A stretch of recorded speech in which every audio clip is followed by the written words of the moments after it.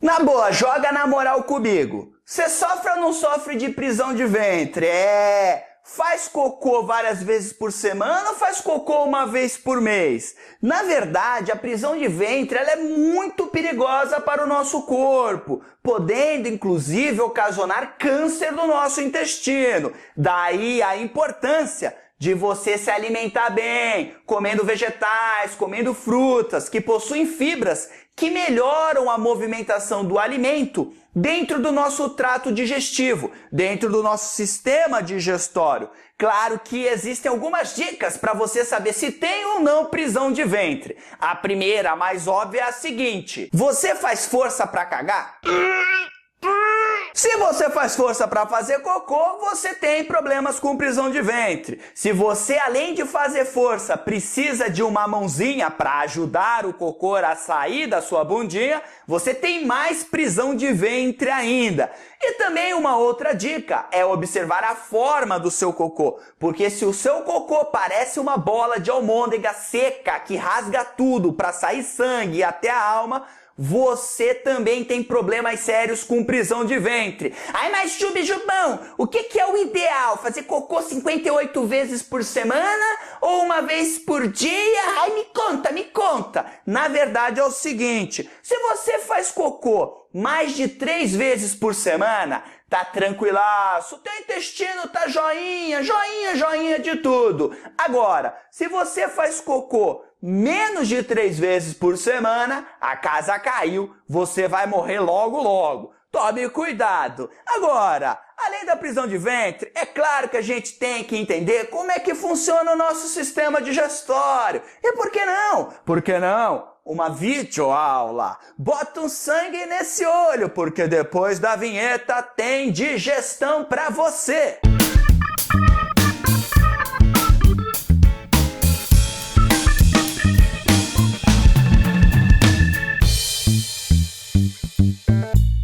A função do nosso sistema digestório é transformar macromoléculas em micromoléculas, para possibilitar que essas micromoléculas sejam colocadas dentro das nossas células. Você não tem como colocar um grão de arroz dentro da sua célula. O arroz é uma macromolécula. Por isso que nós precisamos do nosso sistema digestório para pegar os nutrientes que estão nesse arroz bem pequenininhos e colocá-los dentro das nossas células. O nosso processo digestório ele se divide em 4 etapas. Nós temos a ingestão, nós temos a digestão, nós temos a absorção e depois nós temos a egestão. E os órgãos que estão envolvidos nesse processo pedagógico, o Jubilu mostra agora para você. Então aqui nós temos todo o sistema digestório. Então nós temos aqui, vamos começar pela boca, e aí vamos passar pela faringe, depois o alimento vai entrar pelo esôfago,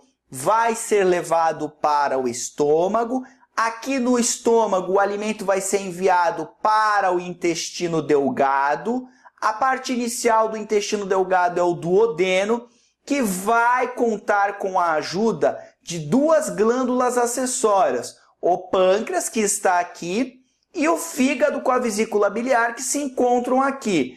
Depois o alimento vai passar aqui pelo jejum e pelo ilho e vai entrar no intestino grosso, onde nós temos aqui o apêndice ou seco, e aqui nós temos o cólon ascendente, o cólon transversal e o cólon descendente. Depois nós temos o reto, ânus e bostídio rolando. A boca, ai a boca! Dá para fazer muita coisa com a boca, mas quando se trata de processo digestivo, a boca faz a mastigação com o auxílio dos nossos 32 dentes. Aí eu só tenho 7. A casa caiu para você. Esses dentes se dividem basicamente nos incisivos e caninos, que são dentes que servem para cortar o alimento, premolares e molares, que são dentes que servem para moer e esmagar o alimento.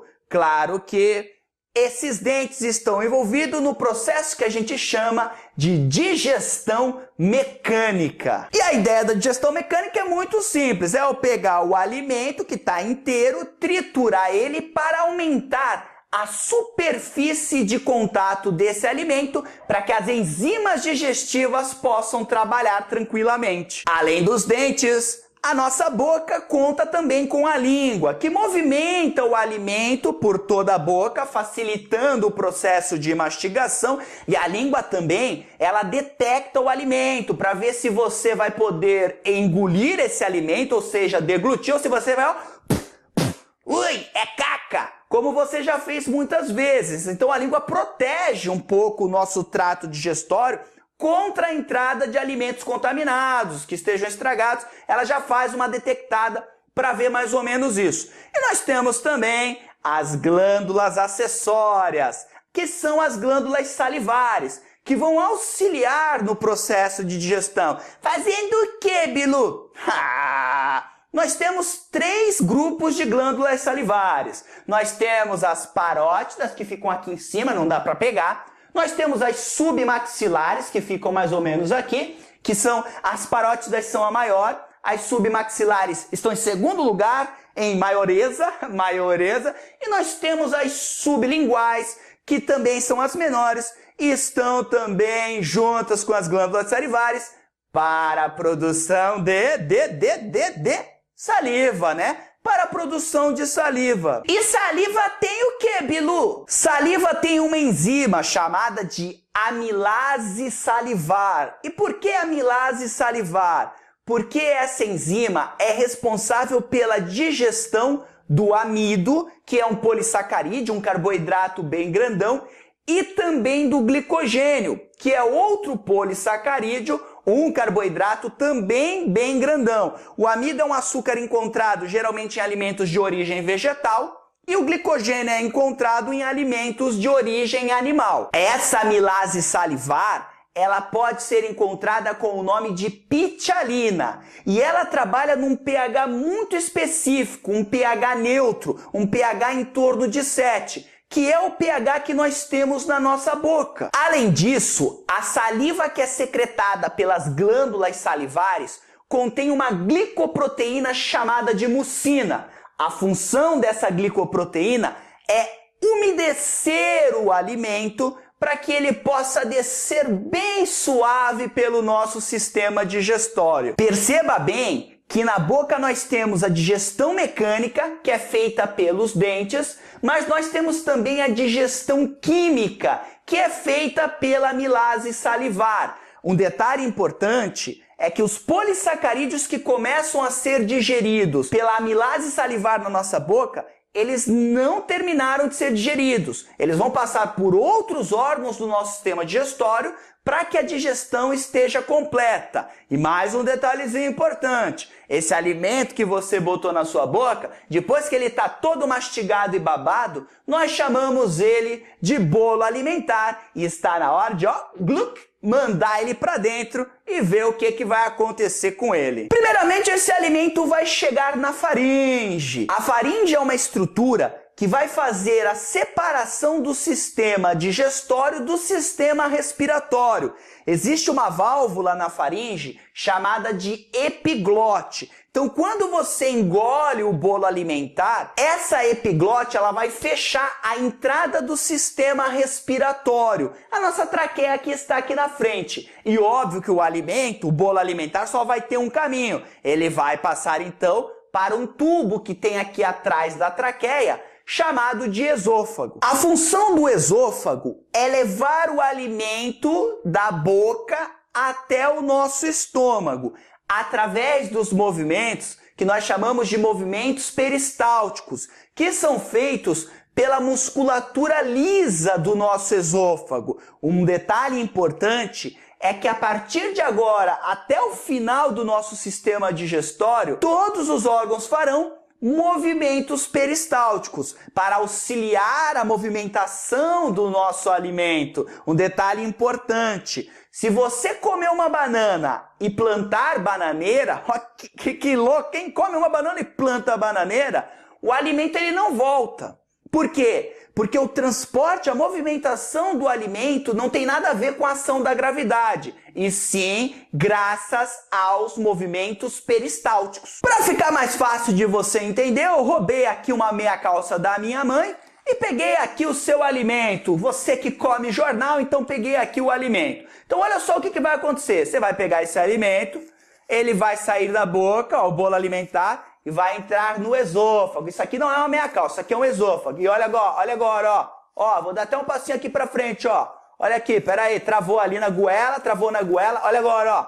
Biribicatabamba, biribicatabamba. Olha o alimento descendo. Ó, plantei bananeira. Não cai. Biribicatabamba, biribicatabamba, biribicatabamba, biribicatabamba, biribicatabamba. E assim o alimento chega no estômago. Quando o alimento chega no estômago, ele vai sofrer a ação de duas coisas. Primeiramente, a ação do ácido clorídrico. Esse ácido clorídrico, que é produzido pelo estômago, ele serve para matar as bactérias que podem causar problemas de intoxicação alimentar para você.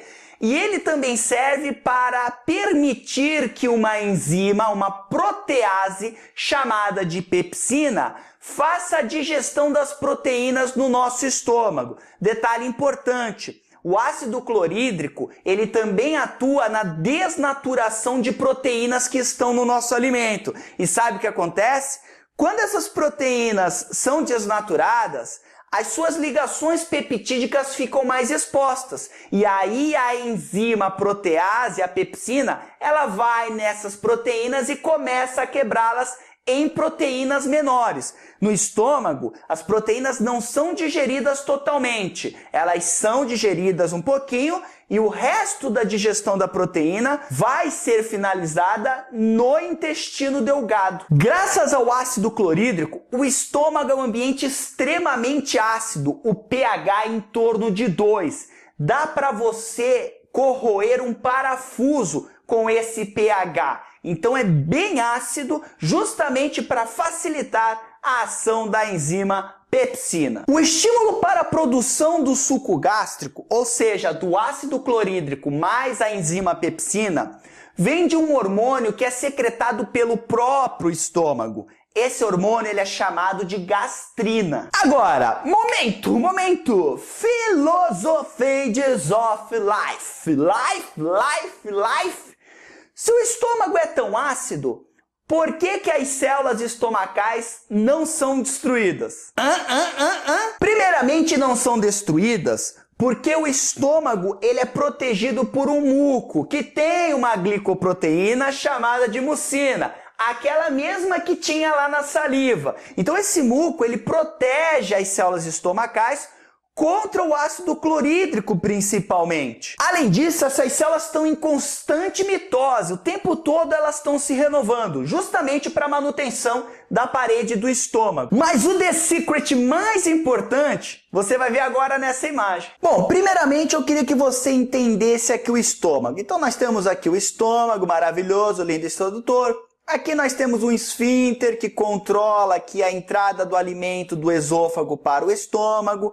E aqui nós temos um outro esfíncter que controla o quê? A saída do alimento do estômago para o intestino delgado. Mas o mais importante que eu gostaria de mostrar aqui para você é que o estômago ele é cheio de dobras. Olha só, eu vou pegar um pedacinho da parede do estômago e vou ampliar ela aqui para você. Olha só, cheia de dobras.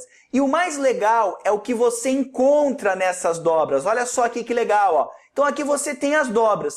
Dentro dessas dobras, nós temos canais contendo várias e várias células. Essas células, elas são responsáveis pela produção do muco que vai proteger a parede do estômago, pela produção do ácido clorídrico e pela produção das enzimas digestivas pepsina. Agora, a pergunta clássica é a seguinte, como eu fiz ali para você.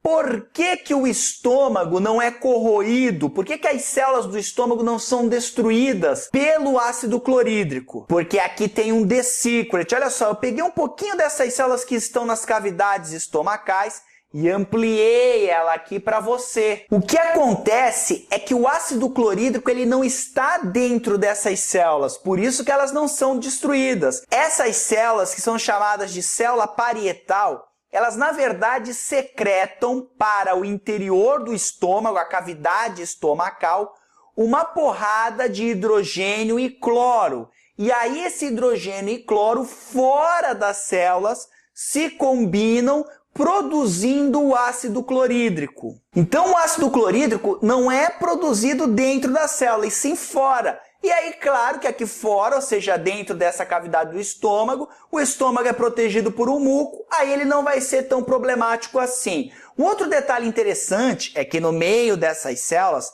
além das células parietais que produzem aqui o ácido clorídrico, nós temos as células chefes. Essas células chefes, elas secretam o pepsinogênio, que em contato com o ácido clorídrico se transforma em pepsina, que é a enzima ativa responsável pela digestão de proteínas. As transformações que esse bolo alimentar sofreu no estômago, graças à ação do suco gástrico, é chamada de quimificação. Por isso que agora esse bolo alimentar que veio da boca passa a ser chamado de quimo. Nós temos dois esfíncteres no estômago. Um aqui que regula a entrada do quimo para o intestino delgado e um aqui em cima que faz a conexão do estômago com o esôfago. Às vezes esse esfíncter aqui de cima, ele tem algum problema e ele abre. E aí esse quimo que está extremamente acidificado, ele sobe. E aí parece que você está cuspindo fogo, que é o quê? A famosa azia. Algumas pessoas têm uma bactéria no estômago chamada Helicobacter pylori. Essa bactéria adora ambientes ácidos. Por quê? Porque ela consegue resistir a esses ambientes transformando ureia em amônia. A ureia é alcalina, e aí essa ureia fica ao redor da bactéria e ela fica numa boa nesse ambiente ácido. Só que ela é mó safadona. Sabe por que ela é safadona? Porque ela se alimenta justamente do muco que protege a parede do nosso estômago. E claro que se ela começa a comer esse muco, as células da parede do estômago ficam expostas a quem? A quem? Ao ácido clorídrico. E aí lesões começam a aparecer no estômago da pessoa. Parabéns, você foi bombardeado com uma úlcera, que pode ser muito grave e perigosa, tem que tratar. Úlcera não é gastrite, úlceras são feridas. Gastrite é o aumento da acidez dentro do nosso estômago. A função do estômago já ficou na tua cara, né? O quê? Digestão de proteínas. Só que tem um detalhe interessante. Alguns mas algumas substâncias são absorvidas já no estômago. Entre elas o álcool, por isso que a cachaça faz efeito muito rápido, e também a cafeína já tem absorção pela parede do estômago. É interessante salientar que quando você toma muito goró, tá lá goroseando, e você tá com uma taxa de álcool muito alta no teu sangue, o estômago percebe isso. O cérebro avisa ele e fala, o cara tá bebaço.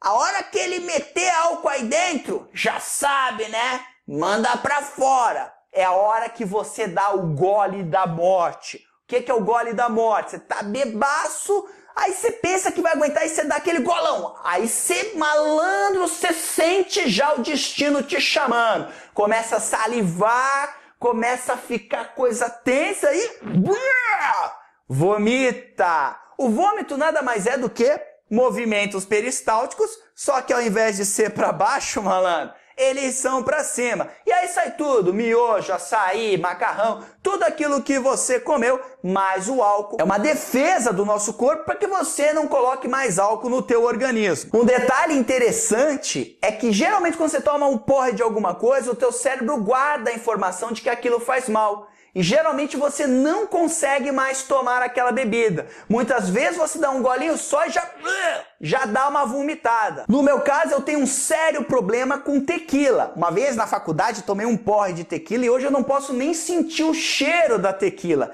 E eu lembro uma vez, depois desse porre na faculdade, eu tava numa balada e eu cheguei numa gatinha manhosa. Falei, e aí, gatinha manhosa? Eu sou o Jubilu. Aí ela me olhou assim, metida.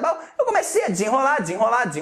Tava difícil. Aí ela falou assim, vamos tomar uma tequila? Aí eu, tequila, era uma gata, né? Tava ali no processo de acasalamento, vamos tomar uma tequila. E aí ela falou, eu pago. Aí, pô, de graça até injeção na testa, fui lá. O que aconteceu? Ela tava aqui do meu lado, veio o copinho, salzinho, biribi, birinites. Na hora que eu virei junto com ela, a hora que já veio aqui, eu já virei pro lado e... instantâneo, mano. Nem chegou nisso. Só que eu disfarcei muito bem. Eu cheguei aqui, ó, tomei... Já aqui, ó, eu olhei pra gatinha numa boa e uma menina atrás assim pra mim, ui, quieta. Botei um trident na boca, 5 minutos depois, the woman don't cry, love is the way to...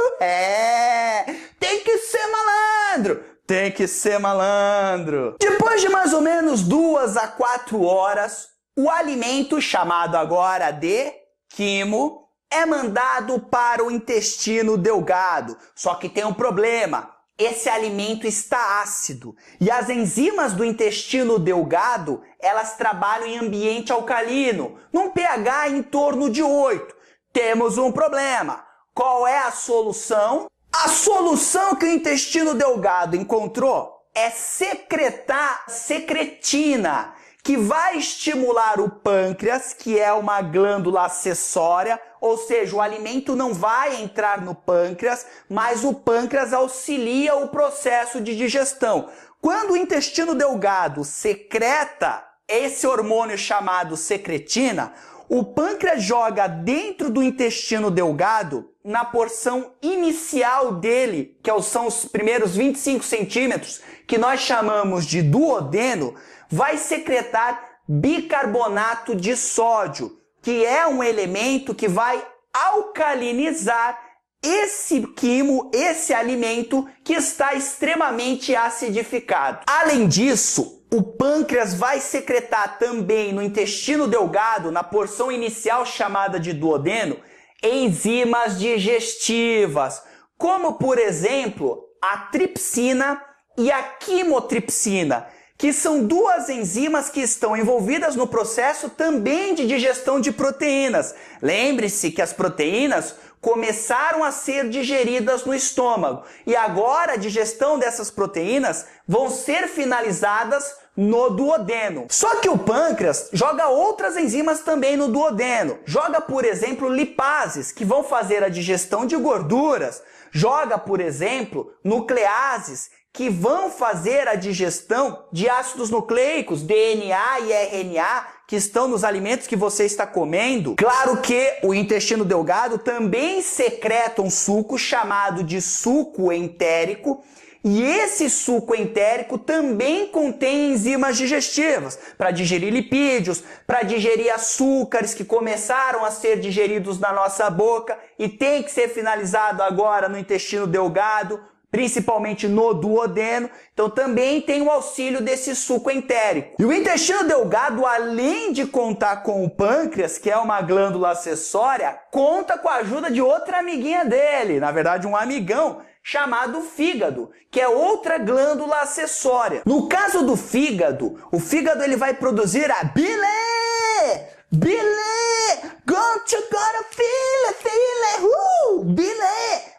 vai secretar a bile. E essa bile vai ser armazenada na vesícula biliar, que é uma bolsa que tem embaixo do fígado.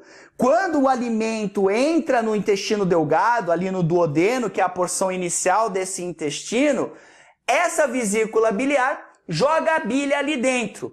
Essa bile, ela tem o que nós chamamos de sais biliares. São esteroides derivados do colesterol. E eles funcionam mais ou menos como um detergente. Fazendo o quê? Fazendo com que a gordura, porque a bile vai estar envolvida no processo de digestão da gordura. Então, o que ela vai fazer? Ela vai deixando essa gordura menor, aumentando a superfície de contato para que as lipases, as enzimas, venham e digiram essa gordura. Só um detalhe interessante. A bile, ela funciona como um detergente, né? Ela funciona meio que para soltar essa gordura. Ela não faz a digestão da gordura. O processo que ela faz é emulsificação de gordura, que, significa basicamente facilitar a digestão da gordura e não digerir. Muito cuidado com isso. Interessante salientar que, como você viu, o intestino delgado, ele não trabalha sozinho. Ele conta com a ajuda do pâncreas, é o pâncreas e não os pâncreas, e também com a ajuda do nosso amigo fígado. O sinal que é mandado do intestino delgado para o pâncreas, para que o pâncreas jogue bicarbonato de sódio e enzimas digestivas dentro do intestino delgado, e para que o fígado funcione jogando ali a bile dentro desse intestino delgado, isso é feito por um hormônio chamado de colecistoquinina. Então, quando esse hormônio é secretado pelo intestino delgado, é como se o intestino delgado falasse assim: ei, pâncreas, pâncreas, por favor, bicarbonato de sódio. Ei, pâncreas, enzimas digestivas. Ei, fígado, bile. Bile, agora fila, bile. Intestino delgado é uma baga.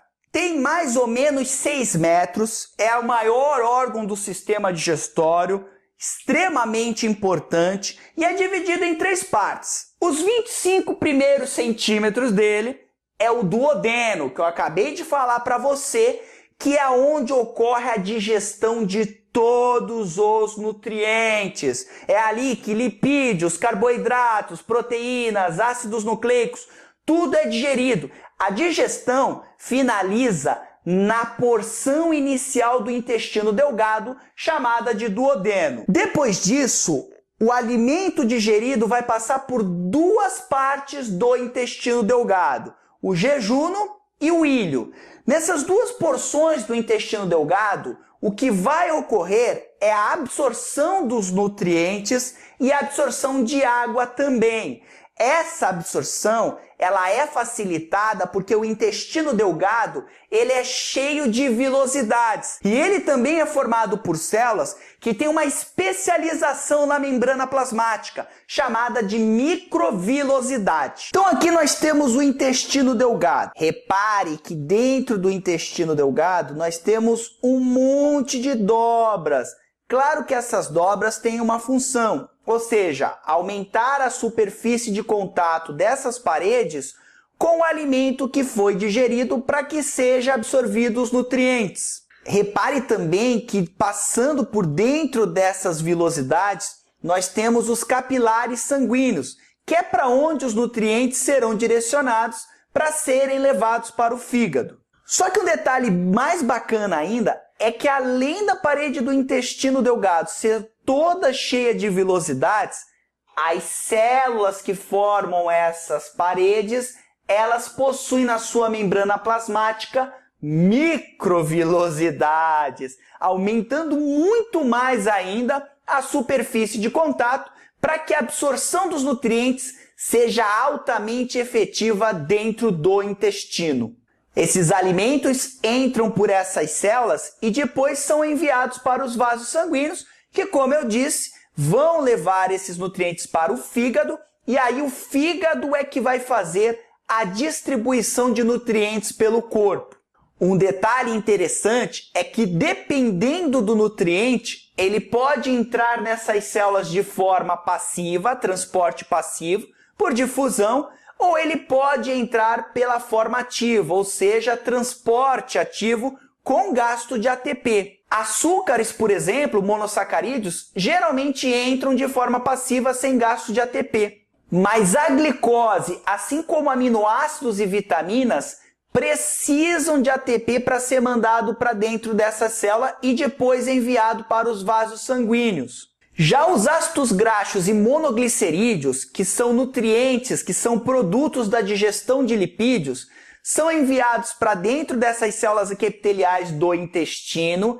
aqui dentro são transformados em triglicerídeos e esses triglicerídeos são revestidos de colesterol, proteínas e fosfolipídios, formando uma bolinha de gordura que nós chamamos de quilomicrons. Esses quilomicrons, eles são muito grandes para serem transportados pelos capilares sanguíneos. E aí, nesse caso, eles serão transportados pelos vasos linfáticos, que são maiores aqui, e aí são distribuídos pelo corpo. Acabou a digestão, acabou a absorção dos nutrientes, o que sobra é mandado para o intestino grosso. 1,5 metro de intestino. O intestino grosso, ele é dividido em 3 partes. Nós temos o cólon, o seco, que é conhecido como apêndice, e o reto. O cólon é a parte principal e é onde vai ocorrer a absorção de água. Na verdade, é a reabsorção de toda a água que foi utilizada durante o processo digestório.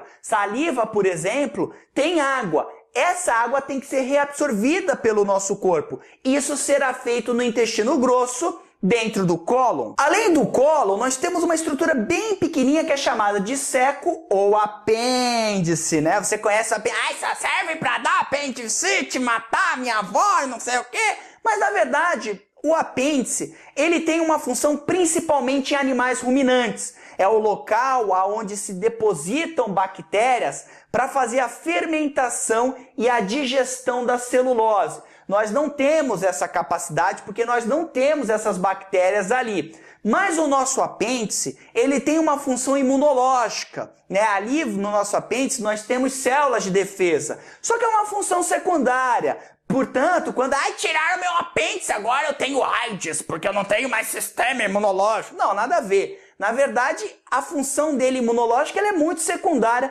e ele não faz falta quando é retirado. E nós temos o reto, que é onde nós guardamos a bosta, é onde o cocô fica lá armazenado até a hora de mandar o tiro de 12 e mandar ele para fora. Um detalhe interessante, uma perguntinha que eu gostaria de fazer para você é a seguinte: por que geralmente depois de comer dá vontade de fazer cocô? Porque quando o alimento começa a entrar pelo esôfago, começam os movimentos peristálticos por todo o sistema digestório e isso estimula o intestino grosso a mandar o que tem lá para fora, esperando o que está vindo, abrindo espaço para colocar o que está vindo. Por isso que dá uma vontade maravilhosa, geralmente ali na hora do Globo Esporte, que o cara vai lá e dá um tiro de 12 para ficar levinho e para esperar novos alimentos. Esse alimento que está no intestino grosso se transformando em fezes, ele é chamado de quilo. É só lembrar, eu fiz um cocô que tinha 1 quilo. E esse processo de formação das fezes nós chamamos de quilificação. Se esse cocô ficar muito tempo no intestino grosso, a água vai ser toda reabsorvida. E aí as fezes ficam secas. E aí você sabe o que acontece? Dificuldade para fazer cocô. Às vezes ocorre ao contrário. Às vezes você tem algum problema, alguma infecção bacteriana, alguma coisa desse tipo, ou faz parte do seu ser. Esse bolo fecal, ele fica pouco tempo no intestino grosso. E com isso a água não é reabsorvida a tempo. Daí vem, pum, pum, pum, tiros de 12, pega na perna, pega no queixo, pega no teto, diarreia. É por isso que o grande problema da diarreia é a desidratação. Quando uma criança tem cólera, ela sofre de diarreia, ela morre desidratada. Por quê? Porque aquela água que era para ser mandada de volta para o organismo é perdida lá com as fezes. E se você não repor e não controlar isso aí, ela acaba morrendo desidratada. Um detalhe importante é que no intestino grosso existem bactérias muito benéficas para a gente, que estão envolvidas no processo de produção de várias vitaminas que são essenciais, como vitaminas do complexo B e a vitamina K. Existe uma bactéria que vive no nosso intestino que é chamada de Escherichia coli. E aí ela é usada para questões ambientais, para você ver se alguma água está contaminada com esgoto, com fezes, com cocô. Basta pegar essa água e ver a quantidade de Escherichia coli que tem ali. E aí, claro, que como a gente tem Escherichia coli no intestino grosso, se ela está lá na água, se a água está socada de Escherichia coli, é porque tem muita bosta naquela água. Você não pode nem beber, nem nadar ali. Bora fazer um exercício para entender melhor como o sistema digestório é cobrado nas provas? Ninja Shinaguara! Questãozinha da Universidade de Pernambuco. Baseando-se na relação de cada uma das alternativas com a figura e a funcionalidade de cada órgão, assinale a correta. Primeiramente, vamos identificar aqui os processos pedagógicos. Aqui nós temos o esôfago, que chega no número 1, que é o estômago, que vai para o número 3, que é o intestino delgado, a porção inicial que nós chamamos de duodeno. E aqui nós temos as glândulas acessórias. Nós temos aqui o pâncreas, que é o número 2. Aqui o número 5 é o fígado. E aqui o número 4 é a vesícula biliar. Sabendo disso, bora para a letra A. O estômago, número 1, tá certo, sofre a ação da secretina. Secretina é um hormônio que é secretado pelo intestino delgado, que ao entrar em contato com o alimento, estimula a secreção do suco pancreático. Não, na verdade, a secretina ela vai direto para o pâncreas, que aí estimula a produção de suco pancreático, principalmente do bicarbonato de sódio.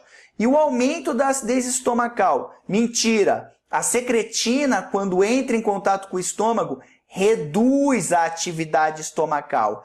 Quem faz o aumento da acidez estomacal, quem ativa a produção de suco gástrico, é um outro hormônio chamado de gastrina, que é produzido pelo próprio estômago. Então tá errada essa A. Vamos para a letra B. A vesícula biliar, número 2. Ah, tá, o número 2 é a vesícula biliar, certo. O número 2 é o pâncreas, né? Tá errado.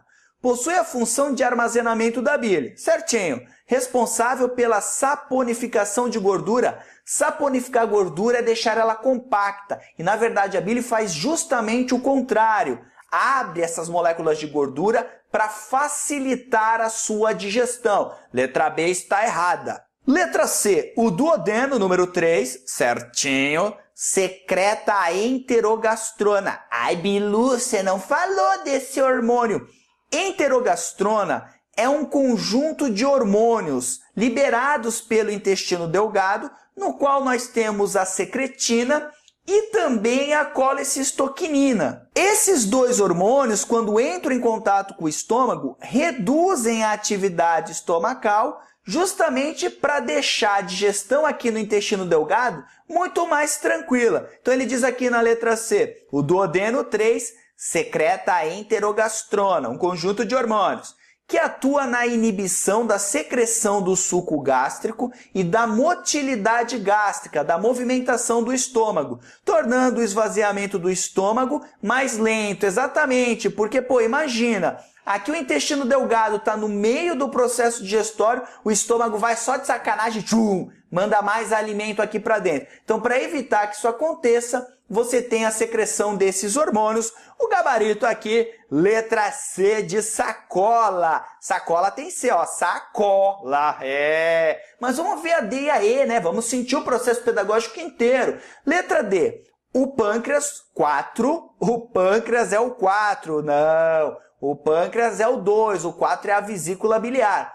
Secreta as enzimas encontradas no suco pancreático que atuam diretamente no intestino delgado. Essa parte aí está certinha, mas a identificação do pâncreas está errada. E a letra E, o fígado, número 5, certinho, não possui uma função que o ligue diretamente à digestão? Claro, ele que tem, ele produz a bile, que vai ajudar na emulsificação de gordura. Tá errado, mas apenas a destruição e excreção de metabólitos, como álcool e os medicamentos. Isso é uma das funções do fígado, mas ele também está envolvido na digestão. Nesse momento, o seu cérebro está cheio de informação. Agora eu vou te mostrar uma animação para que a gente possa revisar todos os processos que ocorrem durante a digestão. Bom, então aqui nós temos o sistema digestório, começando aqui pela boca. Lembre-se então que você vai pegar o alimento, vai mastigar. Aqui nós teremos a digestão do amido e do glicogênio pela enzima pitialina